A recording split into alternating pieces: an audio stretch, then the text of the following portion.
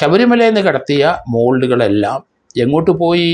അത് ഉരുക്കി അതിലെ സ്വർണ്ണം എടുത്തെന്നല്ല ഇപ്പം വരുന്ന വാർത്തകൾ.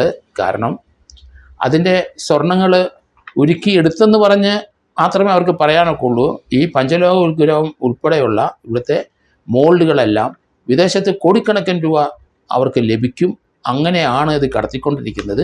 ശബരിമലയിൽ നിന്ന് എത്ര സ്വർണ്ണ പൂശിയ മോൾഡ് നമ്മൾ കടത്തിയാലും ശരി, അതിനകത്ത് എത്ര ഉരുക്കിയെടുത്താലും ശരി, അവിടെ നേർച്ചകളായിട്ട് സ്വർണ്ണങ്ങൾ ഇങ്ങനെ വന്നുകൊണ്ടിരിക്കുന്ന സ്ഥലമാണ്.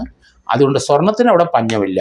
ഓരോരോ പ്രസിഡന്റുമാരും അവരെ മെമ്പേഴ്സുമാരും 2 വർഷത്തെ കാലാവധി ഇരിക്കുമ്പം മാക്സിമം സ്വർണം അവിടെ നിന്ന് കടത്തിക്കൊണ്ട് പോകുന്നത് അങ്ങനെയാണ്.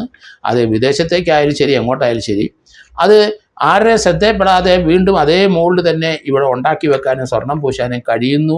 അതിനുള്ള സംവിധാനങ്ങൾ അവിടെ ഉണ്ട്. ആ കള്ളത്തരം ആരും പിടിക്കില്ല എന്നാണ് കേരളത്തിലുള്ള മഹാന്മാരെല്ലാം കരുതിയത്. പക്ഷേ അത് കൃത്യമായ ഹൈക്കോടതി നിരീക്ഷണത്തിൽ വന്നു. ഡിവിഷൻ ബെഞ്ച് അത് കണ്ടെത്തി കഴിഞ്ഞു.